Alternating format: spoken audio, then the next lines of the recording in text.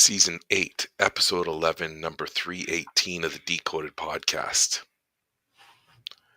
It's the first day of our Christmas break here in Ontario.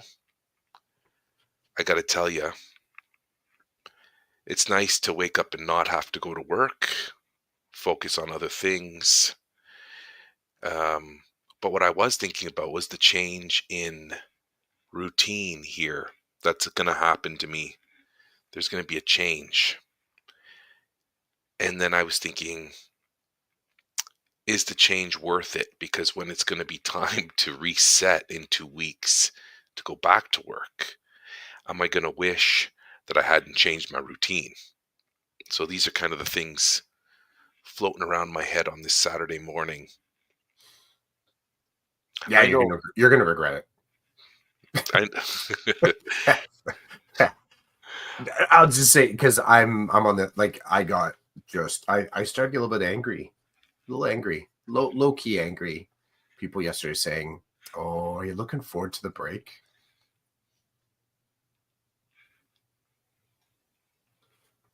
No, I'm doing my work now.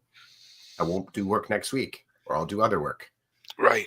So this is my broken funny bone, completely broken, because people were approaching me all day yesterday. Oh, you looking forward to the break? And I'm just like, nope. And they're like, what? I'm like, okay, I should say that differently. I'm like, no. So I kind of softened it a little bit, less judgy. Me answering for myself, I think a few times it sounded like I was answering for them, like somehow they shouldn't look forward to it. Mm-hmm. But when I'm presented with that question, I don't. I know I'm better with the routine. I know my life is better. I know my family's life is better. If I can stick to my routine, whatever it might be, my family's life is better. That's a whole other podcast, but suffice it to say, I'm still getting up at 5. I'm still kind of getting a few chores done in the morning. Of course, I'm not getting up and leaving for work, but I will only.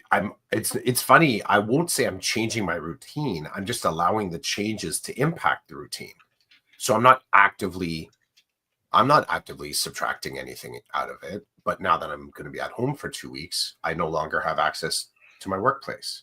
So there's things that will get filled in there. But it's funny when I say I'm not going to change my routine. I think I would also say my routine has been changed by an external element. Like I had no choice in it. So I don't know if that little bit of a mind switch is useful, but it's kind of, I guess it really is the way that I think about it. Like my routine has been changed, but I didn't change it. I'm just kind of like responding to what's presented to me. Mm-hmm. And it was fun, like even as I'm driving home yesterday with my kid, he asked me, he's like, so forget how he asked it. I think it was a little bit something like that. Are you looking forward to having so much time off? I said, no. I said, I don't need it.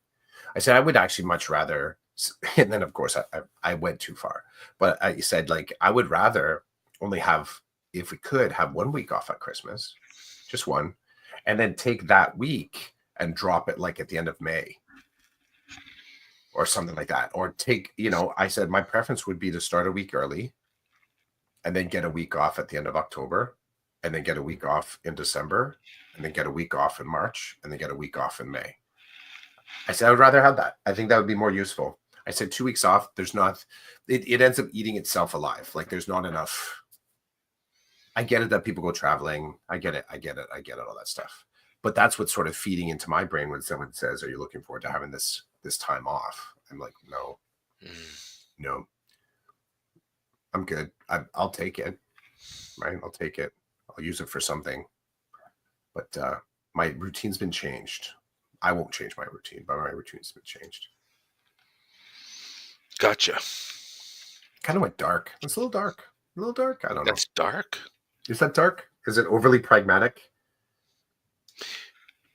Overly logical? I don't know. Well, whether it is or not, I don't know. I don't see it as dark. I see it as it's just how you operate. It's what works for you. And what keeps you moving in the direction you want to be moving in. That's the way I Hmm. see it. Um, I as you were talking about all that stuff, I was trying to take what you were saying and apply it to me, kind of like, here's my thinking, here's your thinking. And how could I take some of your thinking and kind of superimpose and see, does anything match, or is it completely messed up? That's what I was doing, which is kind of neat in and of itself. But yeah, I don't see it as dark. I just see it as, you have your structure of how you process, of how you function, and you have that so it can keep you moving in a positive direction. No, No. not positive.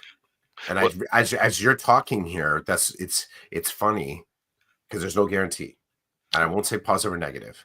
What I will Oh. say, what I will say, because this is what. So I'm now kaleidoscoping this. So my thought, you putting my thought against yours. Now I'm going to put mine against both of ours. What I crave is just to keep moving. So I know, and that's just me personally. Way back in the day when I had to take public transportation to work, I'm the guy that would, sure, I could take that one bus that would take me directly to the restaurant. But I also knew there were two other paths I could take. It just meant I had to transfer to another bus at some mall or plaza, and it would get me to work 10 minutes later, 5, 10 minutes later. It was a more roundabout way to get there. I would sooner, if my bus wasn't on time, so because they all arrived at the same spot downtown Guelph. So they all arrived. There was a common sort of like central downtown Guelph time when the buses showed up. I would hop on another bus just to keep moving. Was it a good decision? Don't know. Was it a bad? No, it was a different decision, but I feel better when I'm in motion, I would say. So my schedule allows for that. That's what it is. It keeps me in motion. There's an element of uh, avoiding stagnation. Um, I guess I feel successful. I feel productive. Is that positive? I Mm. think it's just my way of being. Yeah, because I still will make bad choices along the way. I'll have stuff that I'm like, yeah, that didn't really turn out the way that I thought. Right. And, even in taking the bus the one time, two occasions, the buses broke down. I'm like, okay, now I'm going to be late for work. If I had just waited the extra 5 minutes, I could have taken the direct path there. But that what if, I kind of just walk away from. I made my choice. I keep moving. Make my choice. Keep moving. Okay. So movement is the key. I think for me, I think Yeah. movement. Yeah, the primary driver.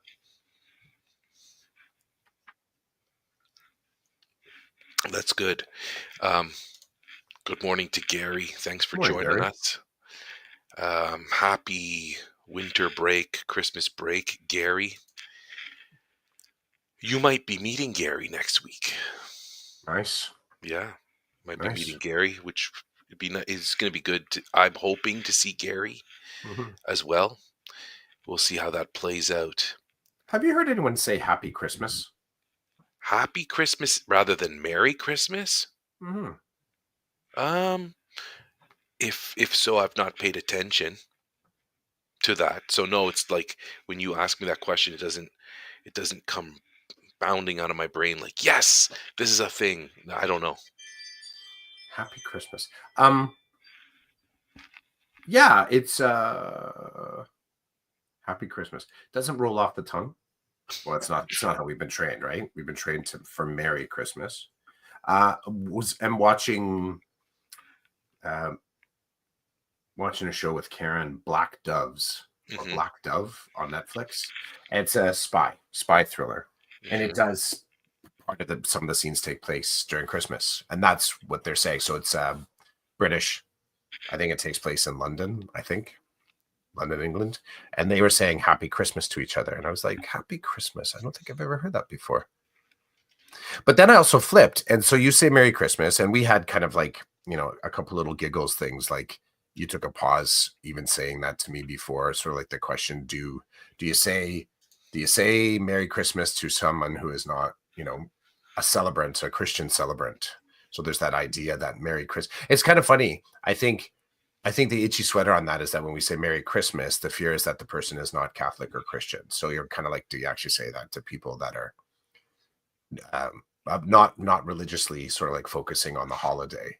But there's a funny side to this that you could just equally say that if you weren't the commercialized version, which is almost equal value, like, Merry Christmas because you like to shop on Amazon this time of year, or Merry Christmas because you plan on going to midnight mass. Either path is available, right? So the thing for me, I wish more people would wish me a merry celebration for what it is they're celebrating. But Mm, as you say this, I wish that more people would do that. So like a happy Kwanzaa or yeah, happy Hanukkah. drop it on me. So if Yeah. I don't know or understand, I can say, tell me more. How, Eh, tell me more. It's funny. I should know. I taught grade two for many years, and part of the curriculum was understanding celebrations around the world. mhm, And it's like, guess my head was up my rear end for most of it, and I knew it at the time, but now I'm like, we talked about Kwanzaa, we talked about Hanukkah, we talked about these different things, and now all of a sudden it's just gone out of my head. I would mhm, wish, I would be happy if more people wished me a happy insert holiday that applies to them and not me, so that I can learn more and understand and maybe engage in like a happy moment with them. mhm, And I think I told you, maybe I didn't tell you. I think I told you this week. I was talking to a student, and I was saying to the student, they're in my e-learning class, but I also see them in real life. And I was saying, hey, you're behind. I need you to get on the ball again. Um, and I'm kind of lecturing him, right? And it was funny because when I saw him, I said, go sit down, get settled. We're going to have a father son moment in a couple of minutes. And he just laughed at me. But anyway, as I'm talking to him, I said to him, I'm going to impose on your Christmas break. I need you to do some stuff over the next 2 weeks. And he goes, oh, don't worry. I'm going to be working on this stuff. I don't celebrate Christmas. And I'm like, mm, ah, shoot. I said, hey, forgive me for making that assumption. He goes, it's not a problem, Mr. C. I'm just letting you know, like, I don't celebrate Christmas. So I've got 2 weeks off. I'm like, okay. And it was just one of those things where when we were done, I'm like, okay, I wish you a great 2 weeks off.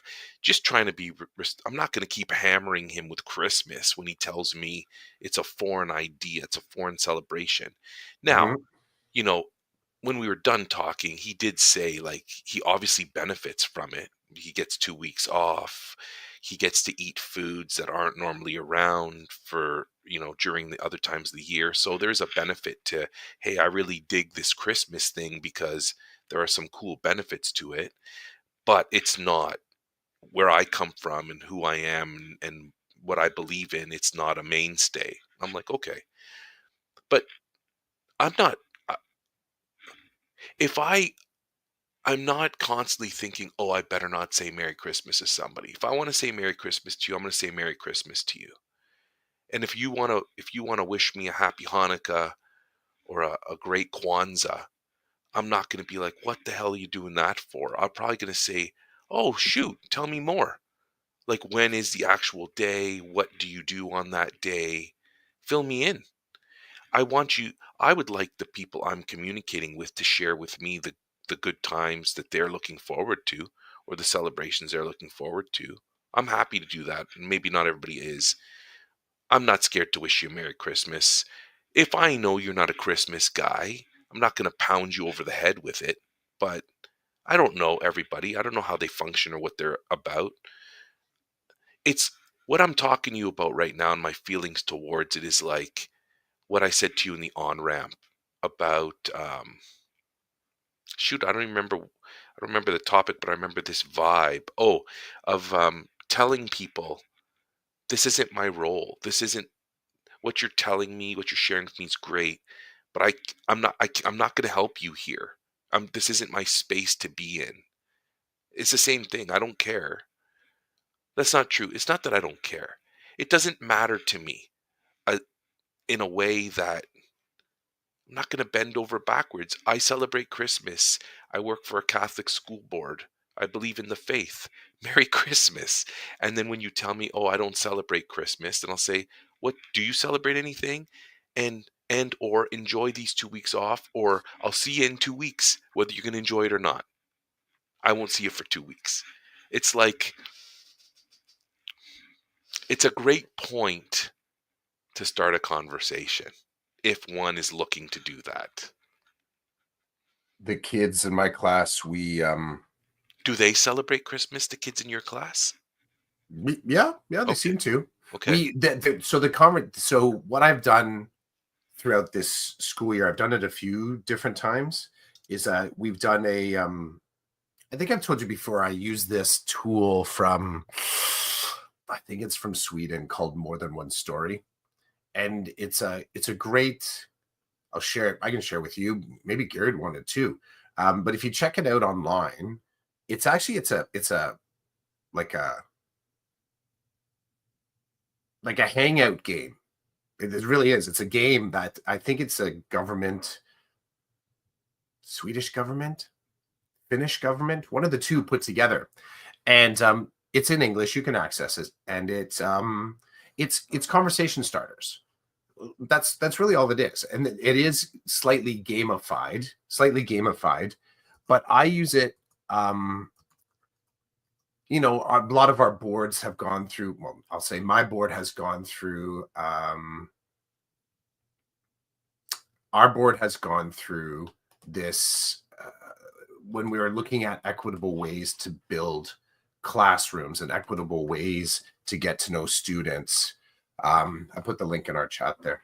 And this tried and true method that teachers have done forever and ever, providing some sort of a survey or a document, and you're asking about the parent's name, and you're asking, who do I contact, and all this kind of stuff that's like front end heavy when you've just met the kid that week.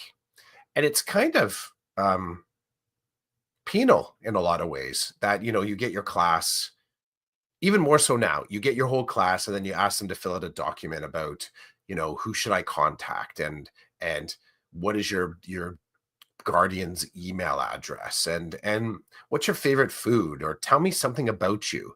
And we I won't even say we never had this sort of sensitivity to recognize that this information is really, really valuable, and we have no right to it. We have no right to it just because we're in the classroom with the kid. But the compliance factor, you had a lot of kids having to reveal information that, because there's no relationship there, it made them uncomfortable. So our board's done some work in that, looked at it like, you got to get rid of these on-ramping surveys that make the kids feel like they're applying for a loan, right? It's not kind. It's not kind. And it's not a way to start building a sense of connectivity and belonging. So that's where our board's kind of looking at this. So this few years back, I came across, someone shared it, there's More Than One Story, and it allows for get to know you activities in a way where you can play or you can pass. So this More Than One Story, it's like, tell me about a time when you were really proud of something you did. Tell me about something that makes you fearful. Tell me about your favorite something. And sort of like, you can kind of you can recycle. You don't have to do them all one up. You can sort of take one, take them all. And it just allows for a conversational building of relationship. They're simple statements. They can sometimes lead to complex. So the equivalent of this is a bit of a digital circle time that many teachers have, where they just have a question of the day. The difference being is that, questions of the day historically have been a little bit more leveraged towards pop culture, maybe a little bit more toward what's your favorite food, like soft topics, which is fine. These ones are a little bit more broad and allow kids to include something that they ate, include a TV show that they watched, include what their favorite color is. So these other kind of debatable topics that are part of the question of the day in the circle time or morning meeting, whatever the hell you call it at the beginning. So this I've rolled into an activity, a repeating activity, and it's I will hit the kids with random research, and that's actually what it's called. And I'll give them a topic, And I say, I give you 5 minutes, go hit the internet. Here's your topic. Rule is two rules. Um, you got, and there's like 3 questions they use, and that it'll work for almost any research topic. I say you can't use the first page of Google. So you don't get to use the first page. And they're like, what? I'm like, don't use the first page. You have to go to page 2, whatever the second results are. They're like, what if you don't find anything? I'm like, that's fine. But you'll find something. You'll find something on this. I said, the second, make sure you grab the URL because I want to be able to backtrack. And third, you got to be able to share back with the class whatever the topic is that you found on it. So random research is just I'll hit them up with that. It's just a literacy activity. And throughout the whole school year, there's always some event. There's always a moment. There's always something that I want them to have a look at so that we can have a discussion about it. And then we'll collect this all together into one document. So I have a bunch of these random research pages. So all the kids have the same access to the same Google Doc. They all populate it there. So this recently, the more than random research, with this idea of the kind of topic was more than one story, because we've used this as well in the class. I said, I want you to find out what else is going on during December. What other observances, celebrations, or religious events are also happening through December? So the kids did that. And we just actually finished they presented it. So it was also a way for me to teach them to use Google Slides better. I have in the room as well, like a clicker, so they can do the clicking skills to change the slides themselves. On the floor, I've taken a marker and colored in different spaces around the actual screen where I said, you stand here, or you stand here, but you never stand here. And you can only, so they actually have a spot where they put their feet. So they're at like a 45-degree to the actual screen, and they can actually point with their left hand. I said, if you move through the middle, so the stopping places I've done in red marker on the floor. The green ones, I'm like, you can travel, but you can't stop here. So this past week, they were all presenting different stuff. Now, what's interesting, there was one kid that did Hanukkah, which was cool. They talked about Hanukkah. Other people had, like, they found a lot of generic kind of celebrations, like National Brownie Day. Someone presented on National Disabilities Day. So it was only within December. So we're looking at observances and celebrations during December. And what was kind of cool, at the end of every one, all I said was like, thank you. Thank you for presenting that. And the kids were like, yes, nailed it. And I keep thinking about this thank you when we're presented with, somebody else's sort of celebration day. And it's probably just the best response if you don't celebrate. You wish me Merry Christmas. Thank you. Any moment in there where it's like you would say to me, Merry Christmas, and then you kind of do this. Like you're waiting for the Merry Christmas back. It's kind of disingenuous. Maybe some people do that. They're trying to enforce it. But yeah, you got me thinking about that. And how it was kind of cool. The kids looked at throughout the whole month of December. I got 13 kids. So we got 13 different things. One person actually, they said, can I do Christmas, the Christian Christmas? I'm like, go for it. Kids stood up there. They talked about the iconography, the birth of Jesus, the 3 wise men, the three gifts. I'm like, cool. And I think they kind of stood there at the front, sort of like this kind of moment. They're like, is that it? I'm like, yeah, thanks, man. That was awesome. So we did have, what else is there besides Christmas? Well, someone wanted to present about Christmas. Hanukkah, somebody did Kwanzaa as well. So it was cool. I think that's awesome. Mm-hmm. I think that's awesome. I got stuck though on when you said this idea of enforcing a response. I love it when you say stuff like that and it just bounces in my brain. Like if I say Merry Christmas to you, I expect you to say Merry Christmas to me. Man, it seems so petty. It seems like such a mind waste, time waste, enforcing. Like, no, man. Whew. I think in some ways I'm getting used to my new job by eliminating some of this enforcement. That's the word I want to use, enforcement. Working with kids who are doing something. It's funny, it's like lowest common denominator.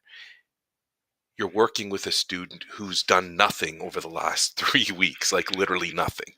And they come to you and they're like, I've got 10,000 things to do. And because I'm so far behind, I don't want to do anything.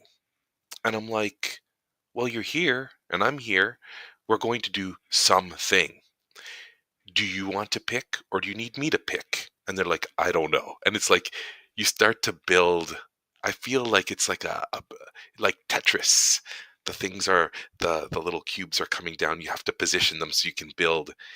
And my whole point of what I'm talking to you about is this business of enforcement. Like, okay, we're going to start working on your history. You're writing an essay, and it's like there are 10 million things that have to be done for this essay to be done properly. And I'm like, I'm not concerned about 10 million. I'm concerned about one. Get started. What are ideas that you have in your head around this topic? And it's like this business of enforcement. I got what, 40 minutes with you? We're not going to get anywhere if I enforce the 10 million things that have to happen for this assignment to be done. It's not going to happen. So for me, making an executive decision, something will get done today. Because at the end of those 40 minutes, I always say to the kid, look, you came in with nothing.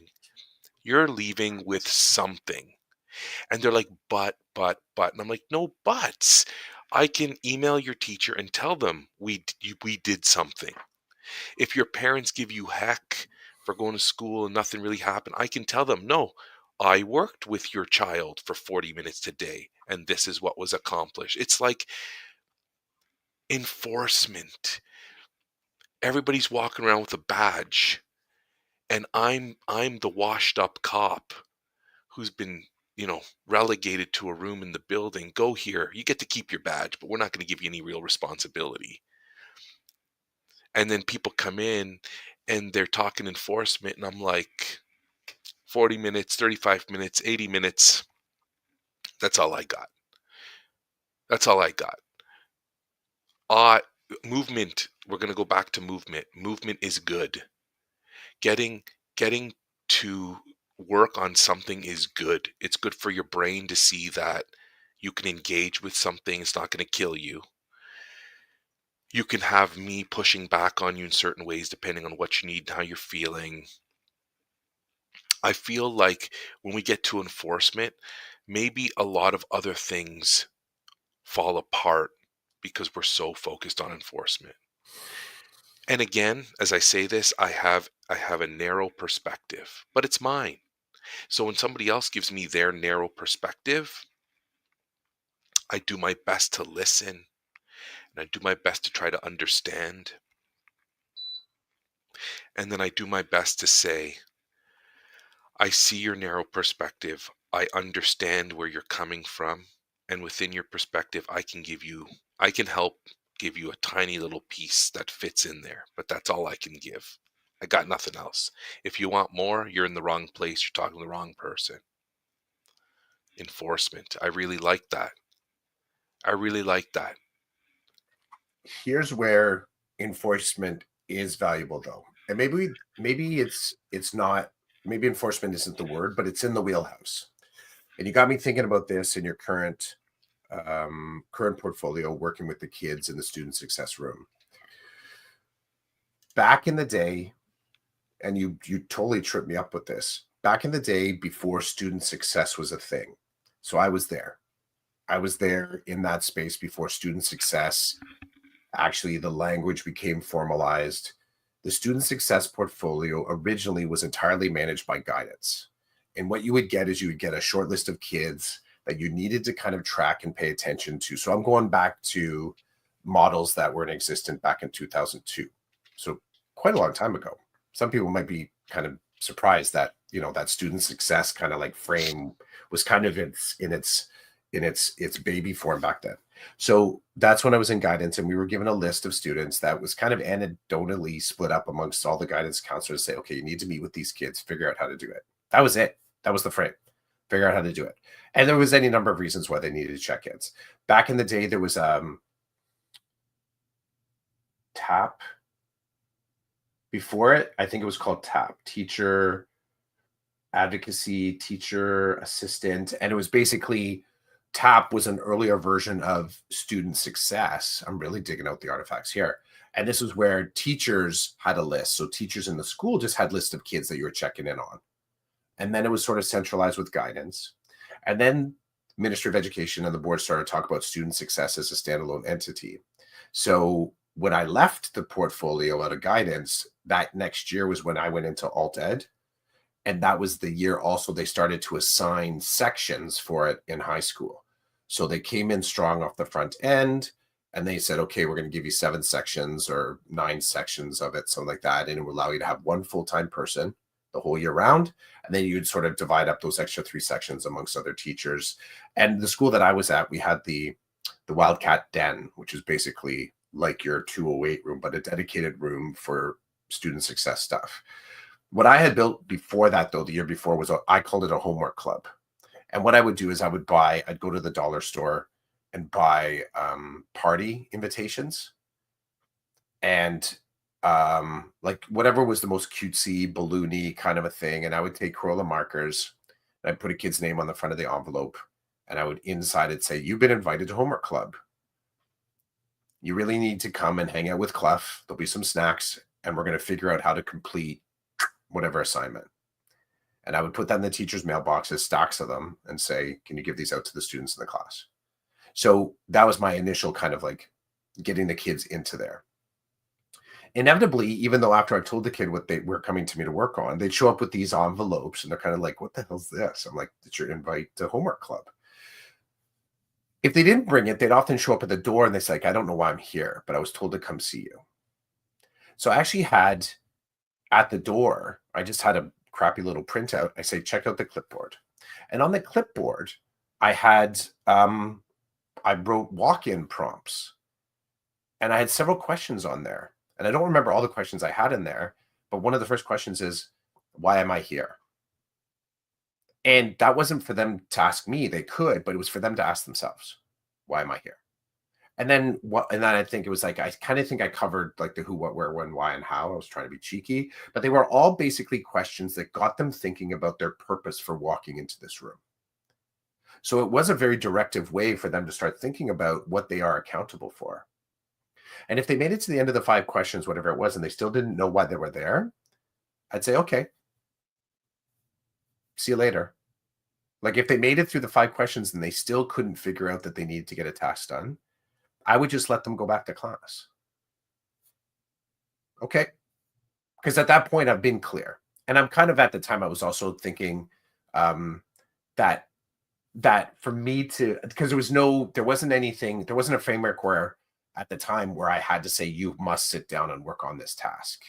I would have teachers calling, can I send someone down to the homework room, the Wildcats Den? I'm like, what are they coming down to do? And they would say, work on homework. I said, you need to be specific. And they would say they're working on English. I said, you need to be specific. They're working on an assignment. I would say, you need to be specific. And they're working on writing a paragraph. I'm like, okay, I can work with that. And I was hated because teachers just wanted to send someone down. And you may experience this now too. Someone shows up at 208 and you're like, what are we working on? And there's been no sort of preamble as to why the kid's showing up. Fair. This happens, I'm sure. Sometimes it's for a social reason. The kid just needs to cool down. That's not for me. Send them to a principal. But every once in a while, it's like, I have spoken to the principal. So this is where the room changed. I have spoken to the principal. They said to send them to the den. Like, oh. So I'd say, I'll call you back. Then I'd call the principal. I'm like, so what's going on with this kid? Oh, they just need somewhere to cool down. I'm like, you need to be specific. Like, they're really upset right now because of X. I'm like, okay, so how are we supposed to support them? You need to be specific. And again, this was me being directive and trying to get compliance around individuals to make sure that we could be effective there. The prompting questions were really valuable for the kids. And it makes me think about your environment, 208, that you're in right now, that it may be valuable to have those right up on the wall and put it right in their face and say, you arrive here, you need to be able to answer these questions. Because it skips through some of the bullshit sometimes when the kids just show up. Why are you here? What are you supposed to be working on? Who sent you? When does that have to be handed back in? How are you supposed to do it? And you just hit them with the who, what, where, when, why, and how. And they have to be able to answer that. They can't answer it, go back to your teacher. Now, unless the teacher has assigned it, but you could hit the teachers up with that too. Who, what, where, when, why, and how. And I just say I loved it. I loved using this. I haven't used it in a while. The other thing that made me think of this just now as you were saying it is that um, my own students right now need a lot of support in formulating these types of questions to understand their purpose at any point of the day.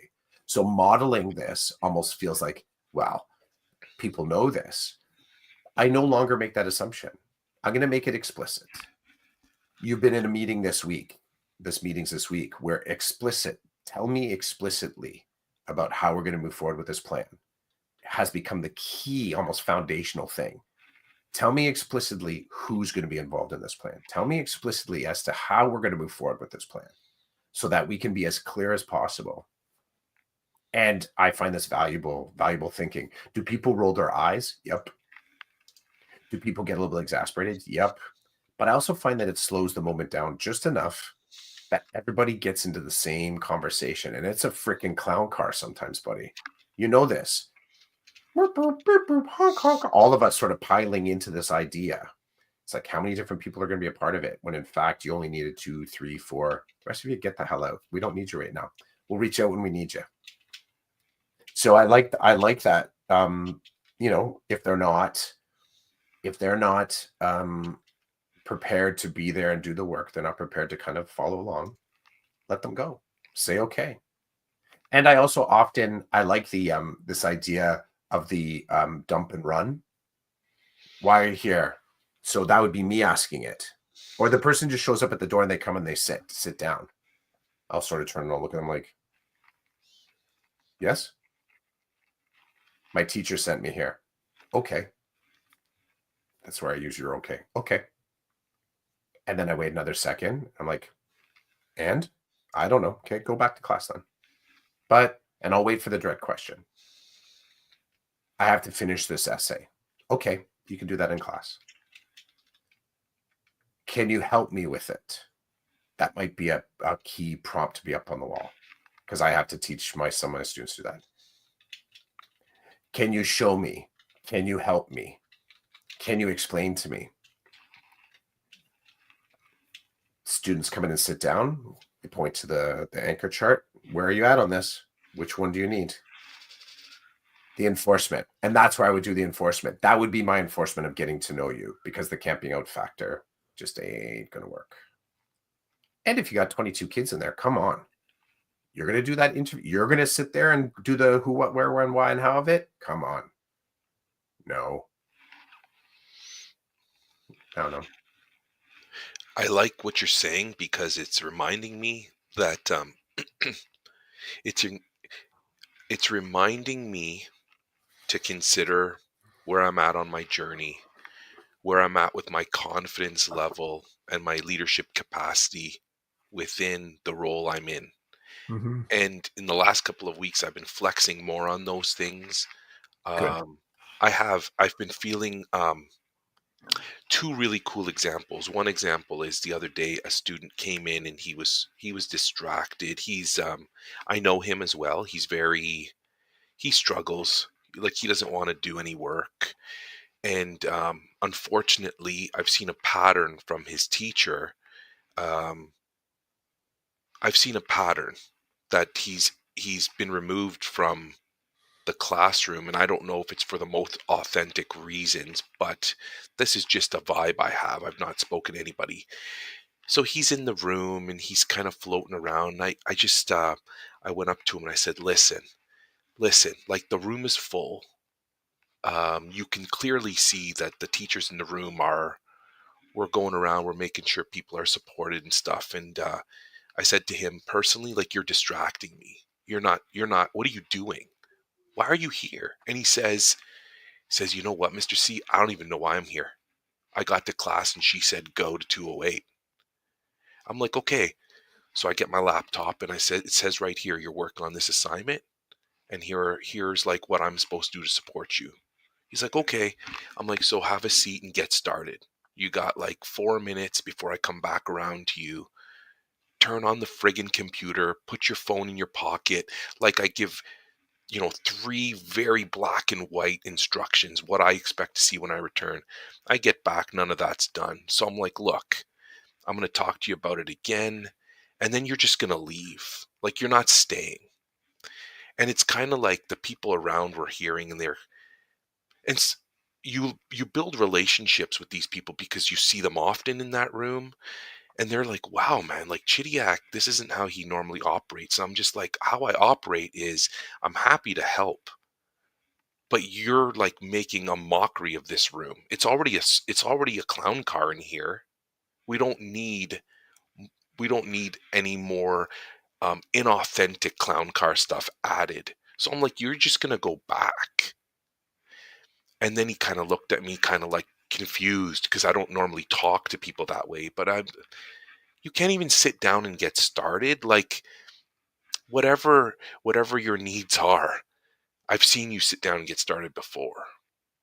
And this is a perfect time for you to maybe be honest with me and tell me you're not in the mood to do any work, or something's happened and you're just thrown off. Because I have kids say that to me all the time.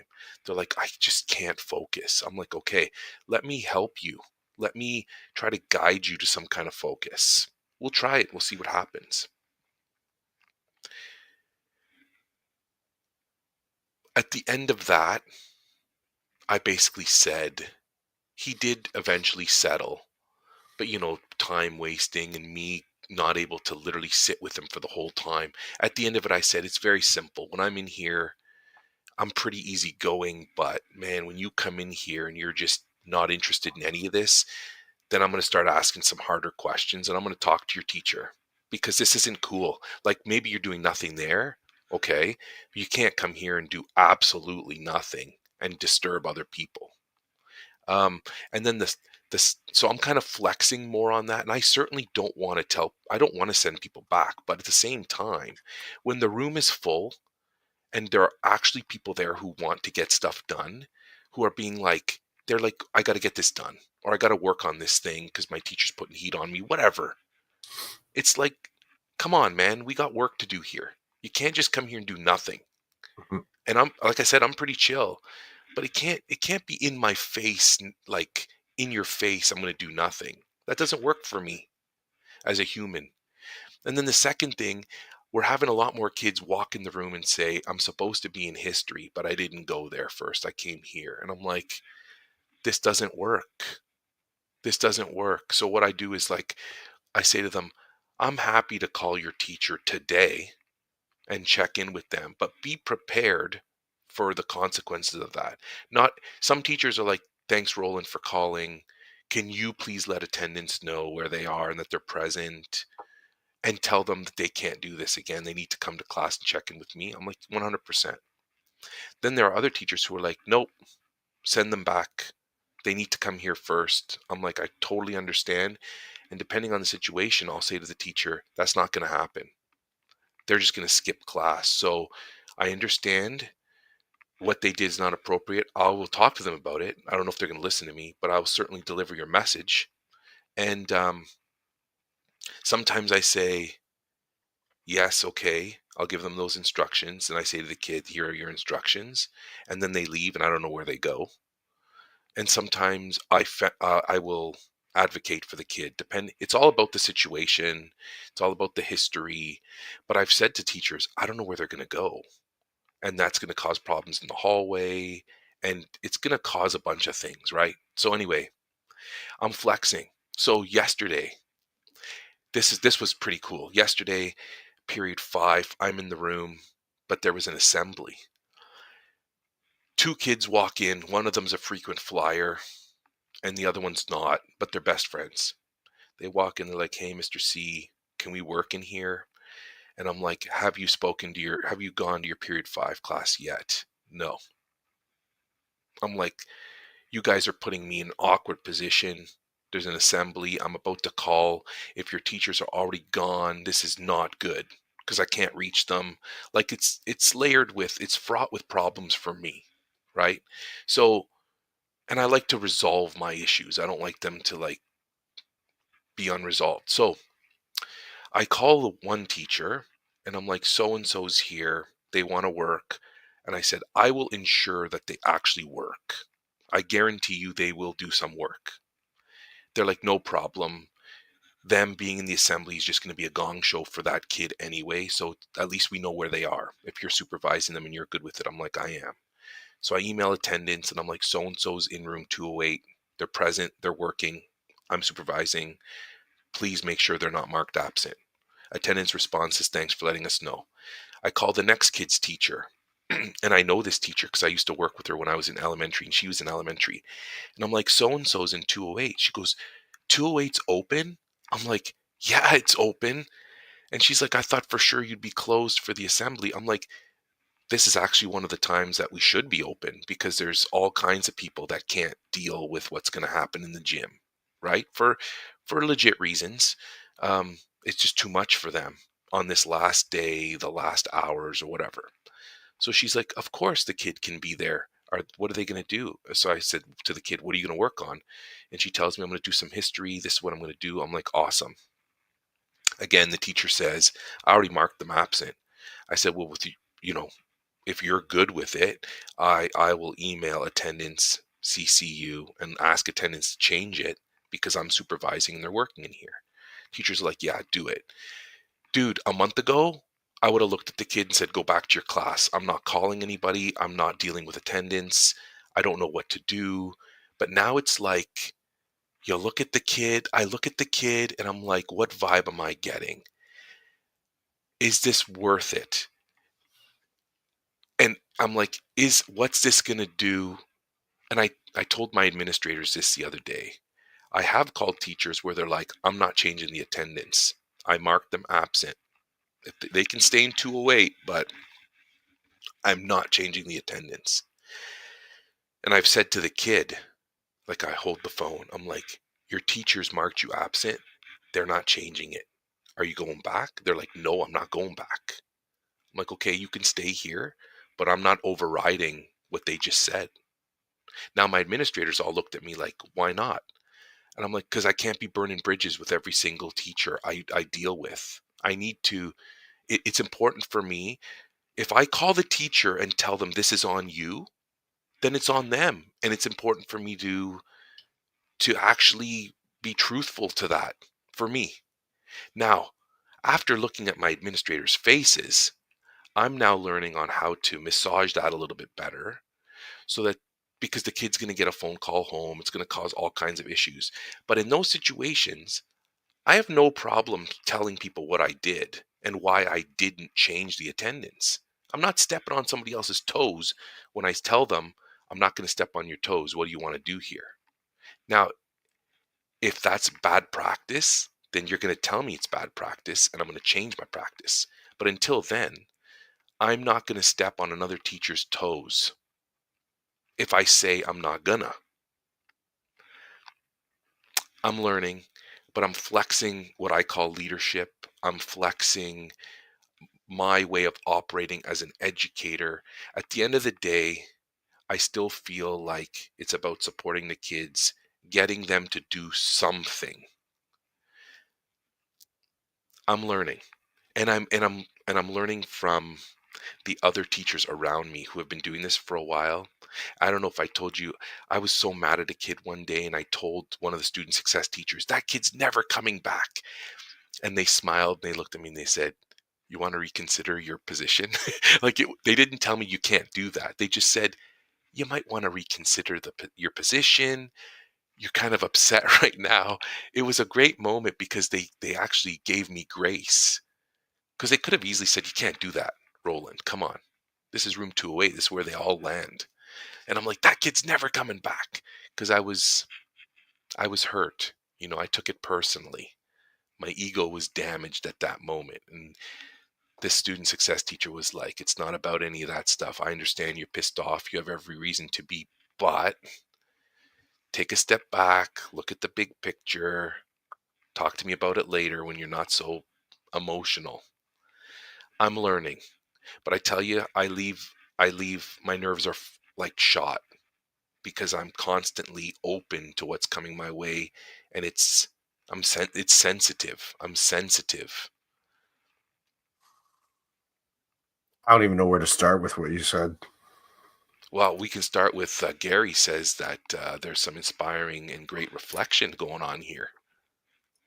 I'll take that, Gary. Thanks. For me, some of it, yes. Some of it, yes. Gary may want to reconsider his position on that after I throw some stuff down on top of that. Um, no, yes, yes. Inspirational, aspirational, absolutely, absolutely. I'm throwing a Merry Christmas your way, and I'm not expecting you to sort of agree with me. I just there's a lot of stuff there that right off the top.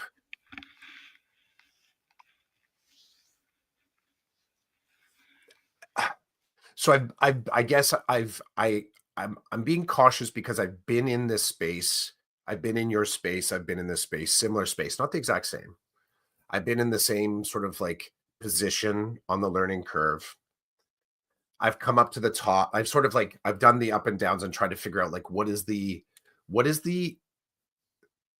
finding the through line between instinct and compassion and protocol is it's a ninja space.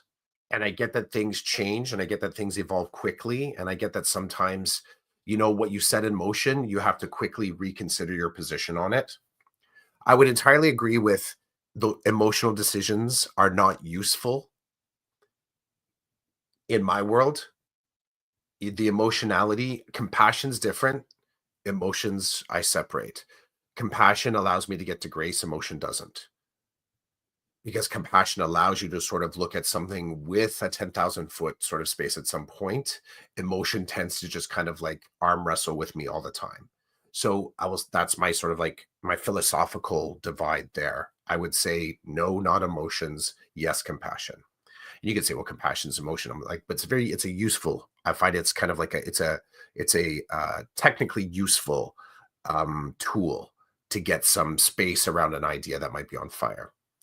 So, I like the word that you say gong show. I'm just gonna kind of go all over the place here. My response was, but not your gong show. So even if the individual would have been a gong show somewhere else, that's not for you. That's not your stuff. So, and I right below it, I put not your issue. Other teacher stuff are not your issues. And to keep that clear in the head as you're designing programming in your space, I'm not being directive towards you. Here's how I've rolled.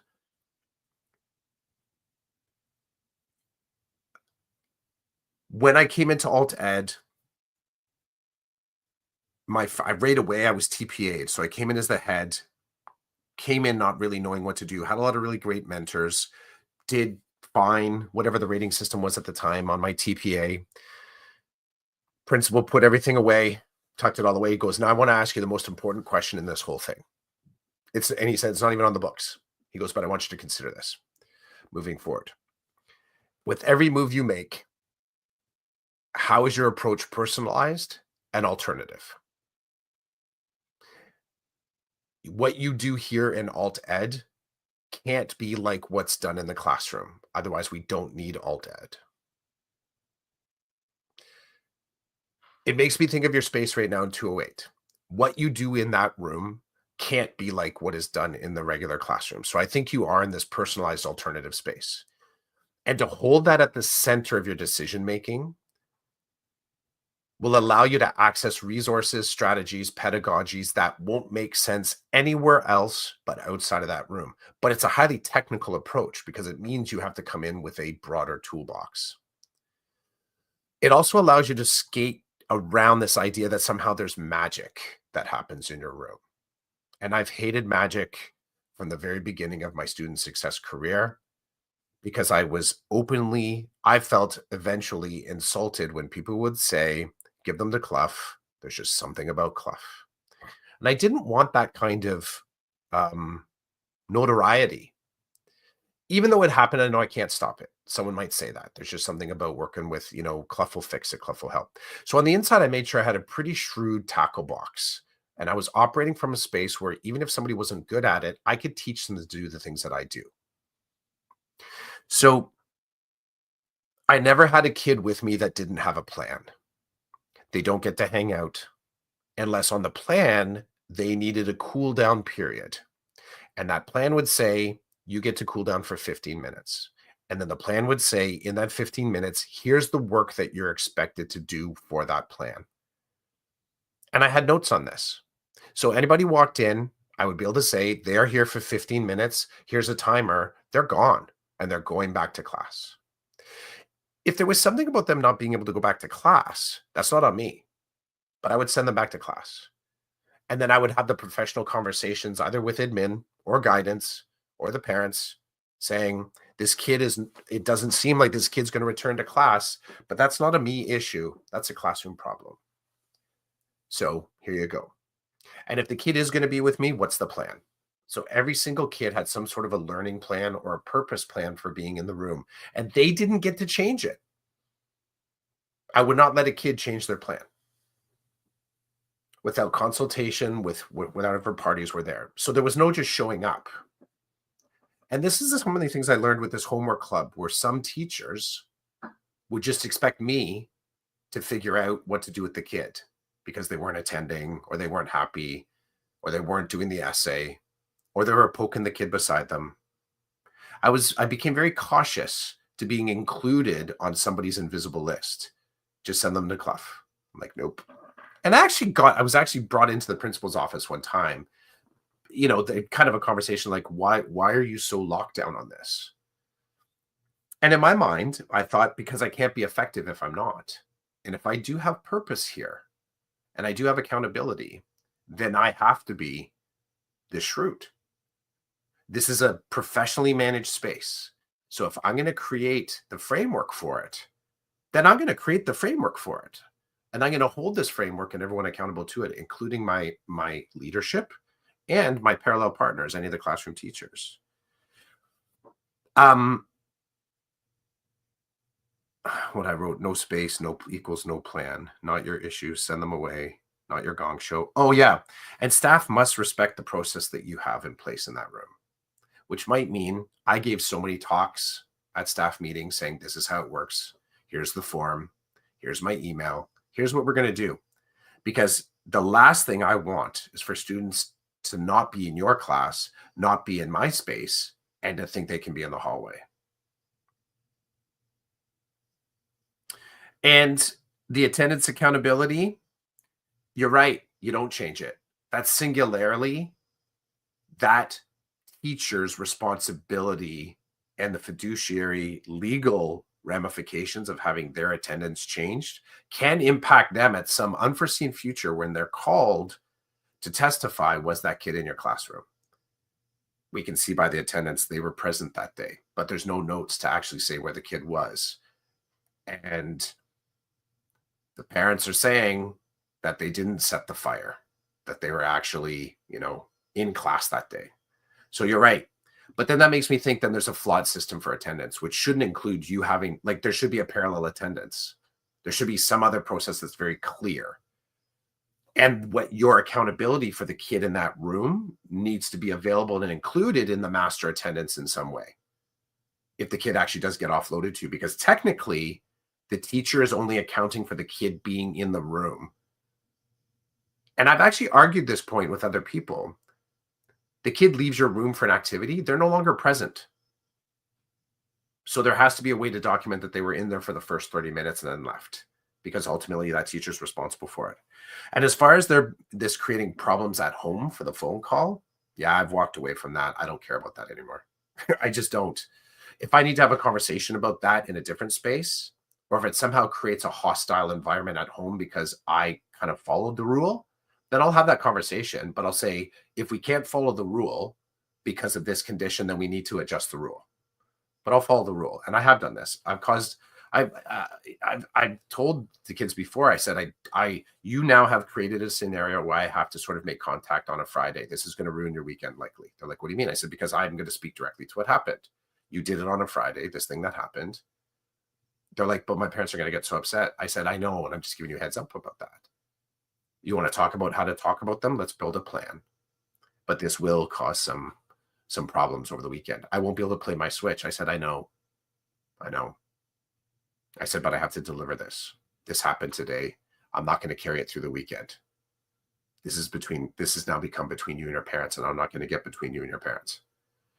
So yeah, you lit me up in a lot of different things, a lot of different things, and trying to create the clarity that makes sure that you can be effective, especially in the high volume state. I think Gary's statement about being inspirational, I would say sure, but that feels so short-lived that now there has to be a template on top of that that makes sure that your inspiration and your compassion doesn't eat you alive. And you can be accountable for your decisions. I get it. We have black book decisions we make all the time, but I think there needs to be some sort of skeletal kind of a framework that will also not turn this place into Chid's hangout den. Send them to Chid's, because that magic can kill a career. Like, it really does. You all of a sudden are like 24/7 thinking about how you're going to help this kid because you don't have systems that can help the kid. You as a deliverer of the system there has to be a system there. And if it is a professionally managed environment, then I would say foundationally, this conversation has to be very clearly articulated between you and your other teammates so that none of you are actually burning yourself at all ends and you're all on the same page moving forward, even if you do make executive decisions to step off. Because when you do decide to step off, that's between you and your black book decision. It can't sort of result in somebody else's issue, right? And I would say legacy, you're building things for the next person to step in and not feel like they're going to be completely drowned because they have to do it Chids' way. No, every kid coming in has to have a plan. Every kid coming in has to be able to answer the 5 dubs and the H. Every kid gets limited amount of access to it until they're done their task. Repeat. And it gets kind of itchy sweater because if there's just some people that are like, oh, just let the kid come in here and sit and decompress. I'm like, have you read this kid's safety plan? When they're escalated, they cause problems, right? So you have your sort of like research done as well. Oh, they haven't done it yet. That's not what a safety plan says. The safety plan says it can happen. It's not, don't worry, it doesn't happen unless it happens. It says it can happen based on these kind of like stressors, anxieties. This is their acting out behavior. No. If we don't have the resources to support this acting out behavior, no, they don't get the beanbag. Somebody else has to help us with this. So yeah. I do want to say teachers are not referring to Chids. Like, I'm sure 2/3 of them don't even know I'm in the room at that time, type of thing. It's just the place, right? 208, student success. You dropped a lot of good things for me to think about, and it was a TED Talk. Sorry, man. You lit me up. You lit me up in a lot of different that's things. good. It's providing me with a lot of what I think is uh, useful ideas to consider, and then talk to the team about, you know, like and it informs my practice, because at the end of the day, um, we each operate with our own style in that room. And I'm doing a lot of observation. I'm observing the style of the other teachers that work in the room with me, and I'm doing my best to I'm learning, right? Essentially, I'm learning where they flex, and trying to see how they came to that place. I'm learning how they deal with certain situations, and if I agree or disagree with their process. For the most part, I'm taking notes on their process. I'm like, oh, okay, so that's how I could deal with a situation that came and looked like this, right? But I mean, as you know, what after the first or second week, I put up a picture of my face on the board with my name above it, because I'm like, nobody knows who I am, but I'm in here every day, 2 periods a day. Uh, I don't want to be anonymous. I want people to say, that guy, Chidiak, his face is right there. He worked with me the other day. I did a test with him, talked to him about where my test is or where I left off. That's part of me being accountable. Um, Gary has noted a couple of things that I want to share in a second. what I will say, I loved what you said about it. 208 is a space that is different than a regular classroom in the way it operates and how we accommodate and how we support. And we do it, people say, what's the big deal? What's the difference between 208 and like the history class down the hall? It's we expect that we may have to do a number of different things that are different with each kid in the room. You know, it's not cookie cutter. Some will argue a classroom shouldn't be either, but there is some element of cookie cutter in a classroom, in a regular classroom. There is. In 208, it just seems like it's a buffet of being open to doing things differently, and maybe a regular classroom teacher would be like, I would never allow that in my room. It's like, well, okay, you would never allow it in your room. They're not in your room. That's the other thing too. The minute you send them to me, you can tell me all day long what you want done and how you want me to do it. I'm gonna try to help you meet your expectations, but not how you do it, how I would operate. Mhm. I'm not you. I'm me. And I may not be privy to the content. Well, I'm never privy to the content. That's a pet peeve of mine. When a kid comes, says, I'm working on this, I'm like, where are your notes or where's the slideshow? And they're like, I don't know. I'm like, kid, I'm going in dark. Like, I know nothing about this content. So I have to learn it with you as we're working, which I'm resisting commenting on that one too, because I got a whole other TED Talk 2.0 on teachers actually providing support and the requisite resources for the kid when they show up for work. That's you know what? This is going to be something I get that Gary and I are going to have a little sidebar. If he makes it out for food, we're going to chat. We'll chat. Gary will chat. before I throw up Gary's comments, I want to Mhm, say this week I thought was a pivotal week between me and a particular student. mhm. This particular student is seen as being, this particular student has their guard up, in my opinion. They're constantly negative. They're constantly looking for conflict for a number of different reasons. So, starts early in the week. I see the kid in the hall, not where they're supposed to be, but I've seen them around 208 and 210. Those are the two rooms that we kind of credit recovery happens there and student success happens there. That's where we live. And so I say to the kid, hey, what's up? You coming in? You can do some work in here today? They're like, I'm looking for Mrs. So and so. I'm like, Mrs. So and so is not here. When's she coming back? I'm like, I don't know, but I'm here. You want to take a chance on me? Come on in. We'll figure out where you're supposed to be and we'll get started. And they're like, oh, I don't do work. I don't sit in that room with those people. I want to sit in the other room. Well, you can check with the so then it's like, instead of saying, okay, take a hike, which what maybe a classroom teacher might say, maybe I'm like, hey, you decide what you want to do. I'm in 208 for the period. You want to work in 210? You got to talk to the teacher in 210. I don't get to choose where you go. I'm in here, you can work in here. I'm giving you permission for that. That's how we start. Okay?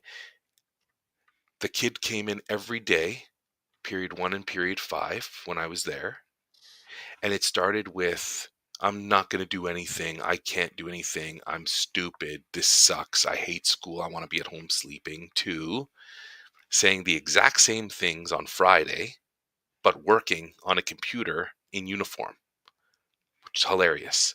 Because halfway through the week, I said, is there a reason why you don't wear your uniform? Yeah, because then people will tell me to get out of their classroom. And I'm thinking, this is what I'm thinking. Here's the dark. Oh shit. I'm supposed to be telling her to get into uniform too. But if I tell her to get in uniform, she just told me she wants me to tell her to get in uniform so she can bug out and leave because she can't stay if she's not in uniform. So I say to the kid, like, that's a really shitty way to approach everything because you're supposed to be in uniform and you're using it to get kicked out of class. I'm like, that sucks. That sucks. And then I'm like, Now, this is 2 or 3 days into getting to know the kid and working with the kid based on what she's showing me, and I'm like, "You put me in a really horrible position." I'm like, "For someone that's helping you," I went with the guilt trip, thought I'd give it a go. "For someone who's working with you, trying to help you, you're putting me in a very, negative situation here because I'm gonna tell you, you need to be in uniform, but I'm not gonna tell you to leave here either, because then you just go in the hall and do nothing." So I'm like, "That sucks that you would do that to me. I'm here trying to help you." And then I left it. I left it. I never said get into uniform. I never said anything more. I just said, let's get back to work. The next day comes in, sits down in a pissed off mood, or at least playing that up. This is the character. I'm always pissed off. I hate everybody. They hate me. I'm like, I need you to get into uniform. Okay. I step away. The hoodie comes off. The school shirt's there. The jogging pants come off, wearing the school shorts. Okay, so we keep working. And then yesterday it was, they come in, I greet them. I'm like, I know you hate everybody and everything, but it's good to see you. I'm glad you're in here. You're listed. So you talk to your teacher, they put your name in, you're here. Let's work on blah. I was directing now. Let's work on da and get into uniform. I'll be back in a minute. I turn around and I'm like, I'm literally in my head. I'm like, please get into uniform. Don't make me, I'm ready for the next level. I don't want to go there, but if I have to go there, that's my job. I come back, they're in uniform, they're working, even though they hate the world. Everybody hates them. Everything sucks. They were sitting down working. So I'm like, this is a huge success. Do I need to get the kid to tell me life is great and everybody loves them? Nah. But I did tell the kid at the end of every period I worked with them, I said, I'm proud of you. You did a lot of good work today. You got a lot more work to go, but you started something and you're moving in the right direction. Thanks. See you later. Gone. Bro, I don't know if I could do that in a regular classroom, but I can do that in 208. And I can, it's weird because I kind of feel guilty, but then at the same time, why do I feel guilty? That's like my work inside of me, I guess. It has nothing to do with what's happening around me. That's me. That's my inner self, the dark, the light. I got to work through some stuff, but man, the kid did work. The kid started to do things that were more normal at school for whatever reason. And I didn't blow all my credit in one shot. I just slowly moved. And then, hey, another teacher could have said to them right away, get into uniform. They say no. And then they're like, okay, well, you have to go to the office. I'm going to call the office and let them know you need uniform. You don't have it. You got to go. And then the minute they leave, we don't know if they go to the office. We don't know if they go get uniform. We don't know what they do. But I was like, well, they're in the room working. I know a little bit about why they're not wearing their uniform. Am I gonna, I'm like, I'm scared inside because someone's gonna say, did you ask them to get in uniform? And then it's like, shit, now I have to deal with you and your expectations, right? You got great expectations. The kid's working. So you want me to blow that now? And scary part 10, I might say no to you. So you're my student success teacher and you're like, how come they're not in uniform? Well, I asked, they didn't do it. Not, why didn't you send them to the office? Because they're working. Go tell them. No, I'm not going to go tell them. Like, I don't want to say that to people. I don't want to have to go there with people. So in my little role in this scared. Maybe that's why my nerves are shot because I'm scared to like say no to somebody. Maybe. And then I'm reminded I'm a middle-aged man and I'm scared to say no to somebody. Like these are the bro, I should be talking about this Monday night at BC. This is the dark side. I'm walking around scared and anxious, but at the same time, I'm seeing success as far as I can define it, and somebody else might not see it that way. But I think I don't walk around telling other teachers what to do, but they're welcome to tell me what to do because I can't control that. But yeah, man, I'm scared. I'm scared my nerves are shot because I'm working in this gray space and everybody knows better. Everybody's got an opinion. Do I really, yeah, do I want more on my plate? Not really, but that's not up to me. People can try to put things on my plate. That's up to them. There was my TED talk. Gary said social emotional IQ is so important in working with students in SST and with teachers through the role of SST. And he says that they have a notation added to the attendance that student is in SST. I don't know if we have that. I just know I politely email the ladies in attendance and usually CC the teacher and just say the kid's present and I'm responsible for them. Now that I'm telling you, I'm responsible for them. My rule became my rule became any issue that's brought to you, just say it broadly, someone else has a responsibility for setting that up. So what I mean by that, student shows up at your room, it's the sending teacher that changes the attendance. Student shows up at your room, it's the sending teacher that's responsible for giving you the work. Anything that sort of slowed me down from being completely present in the room. So stuff like, and this is where I was very sort of again shrewd in creating the systems in the room that that would make me as effective as possible in that room. So yeah, I don't think that you honestly that you folks should be changing the attendance. I don't think you should be sending an email to the attendance team. I think that should be the teacher that is creating a plan to include you in their classroom. You being on their invisible list of accountability, I'm not good with. Again, it increases the likelihood of us talking about magic and gray zone. And this is not about emotional IQ. I'm talking about logistics and planning and the technical side of doing the job that you do. The rules of engagement can be as clear in your room as they are in a regular classroom, and you can still deliver personal and alternative and probably compassionate and probably um, uh, Catholic rich supports, whatever that looks like. However, you're supporting the expectations there as well. You can do that, but I think it has to be documented and planned somewhere. And if you don't, if you avoid it, then that same emotional IQ that opens you up to understanding other people tends to eat empathetic and emotionally open individuals alive. Tends to. It's hard to be open and to be able to read people and not take in what you're reading. That's the whole thing of have a high emotional IQ. It actually doesn't mean just that you can read it. That's just IQ. Being able to read someone and not build a bridge is just IQ. They're a textbook. If the humans are inexperienced, that means you're going to have an emotional response. And if your nerves are shot, that's the effect of having an experience. If you're feeling great, that's the effect of having an experience. But that manic state of riding that roller coaster is fatiguing.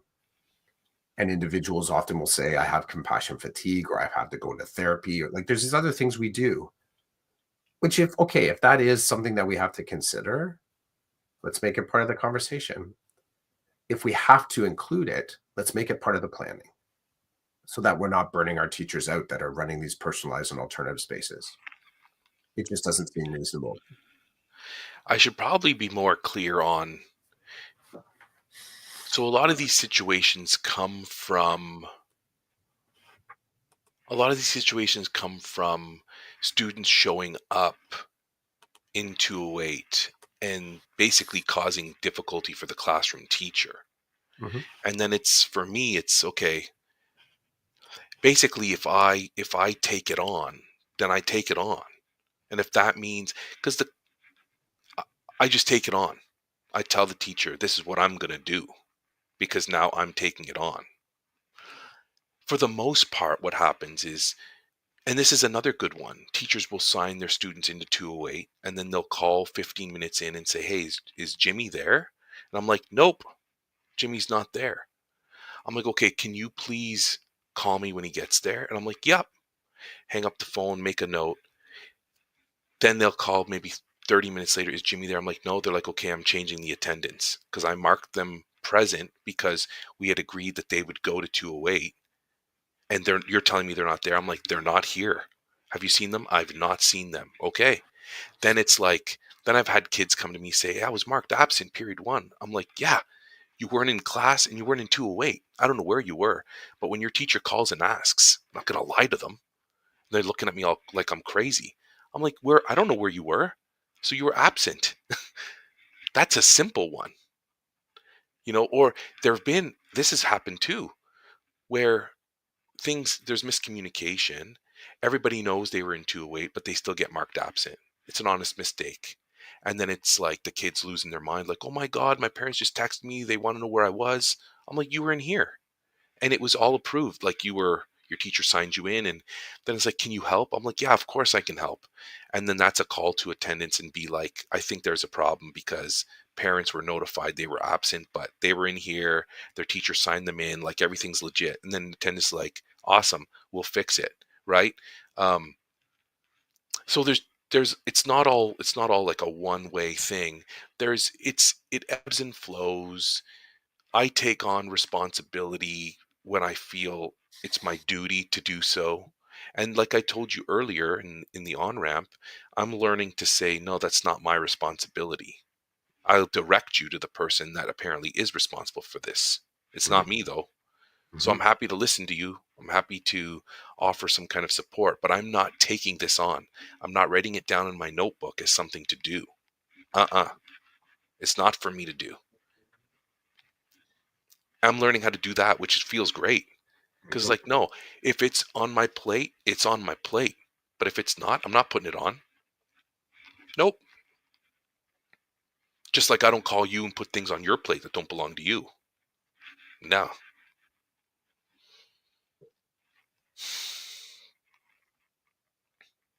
I've gotten used to saying also, it's a no for now and it's a yes for now. I like So, that. yeah, and we don't often say that. We often say just that first one. It's a no for now, but leave it with me. I'll just make the declaration one side over the other. I'll reserve the right to change my mind or to change Well, the plan if it's no longer useful. circumstances change. Of course they do. Yeah, circumstances change. Um, Recently, I've said to people, what you're talking to me about is all behavior that needs to be dealt with by an administrator. Mhm. If it shifts to, the behavior is something's happening based on their accommodations or whatever, then of course that's my wheelhouse. But what you're telling me sounds like it's a discipline matter, not a learning thing. And then they look at you like, I don't want to go to admin. And I'm like, well, that's your choice. It, Okay. I had this one person come up to me and say to me, I need you to go do this, this, and this with an OSR. And I'm like, why would I do any of that? And they're like, well, because of IP, whatever. And then they're like, and will you let the parents know? And I said, no. I said, what I will do is tell you that if you want to email the parents and talk about A, B, and C and include me, and then depending on how the parent responds, if they respond a way that triggers me, then I'm in. And if they respond a way that doesn't trigger me, then I'm not in. That's what you need to do for me to that's what I suggest you do for me to Mhm. become involved. They're like, That's the okay, process. awesome. They went away. Guess what? They never sent the email and included, they never did the thing that might trigger me to be involved. And I'm like, awesome. That's, you made a choice. And, but I'll tell you, the dark side of me will tell you that it's because they did not want to communicate with the parent. So I believe they made a choice to avoid having to talk to the parent. So the problem's not been solved. Nobody's trying to help solve anything. The person's just like, I would rather deal with the problem than communicate with the parents. And I'm finding that that so far has been one of the biggest things I've dealt with is a lack of communication between teachers and parents. And I'm so happy that my time in elementary, it was beat into me. You communicate with parents all the time, whether it's good or bad. More so, it's great to have contact often about all kinds of things so that you build relationship and parents know to expect to hear from you. So you're not just communicating if there's a problem. You're always communicating, good, bad, or neither, right?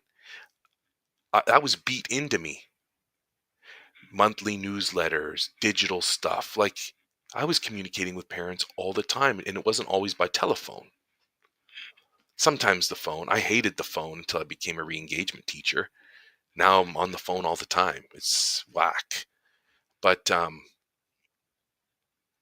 I feel that there's a lack of I feel like in high school, this is a generalization, teachers don't feel that they need to communicate with home because the kids are older. Oh, Hmm. older, they'll deal with the consequences. I'm like, they're not adults yet. They have parents. How is this going to go over when a parent gets something that's really negative and then wonders why they're just hearing about it now? Really? I've had that experience. I hear about something from a teacher and I'm like, this is step 10. How come you didn't contact me at step 2? We got hit with something like that recently too. And I know you communicate like crazy with your parents. It's just part of the way you operate is that they're in the know It's an about. embedded cost. I've had to take that in as an embedded cost. And would I love to do it? Would I love to do it differently? Yeah, but there's no, there's no, there in its clumsiness. There isn't a more efficient way for me to do it, and I don't get to say, I call, I text, I email, and I can't have any assurance that any one of the three will actually assure me that the message has gotten through. So I have to be prepared to do all three always, and it's a high cost. It takes up a lot of my time, but there is no efficiency that can trim that. So, because it's not a stop and dump. I actually need reciprocity. I don't know if I can move forward unless I get a response from the other end. I don't get to just, do announcements. I can't just I have to my job is dependent on me getting a response back saying, I understand, yes, no, no, can't do that. We can do it this way. I have to get a response. Unless I get a response, I have to keep chasing it till I get a response. That's just how my program rolls. So yeah. Hey, thanks for do you want to drop anything else today? Is there anything big that you wanted to drop? Nope. Well, I have to say I thought this was a great episode. I didn't know which way it was going to go, and thanks for being Hmm. flexible cuz I didn't know if I was going to be able to meet this morning or not. So I'm Hmm. glad we were able to make it happen. Um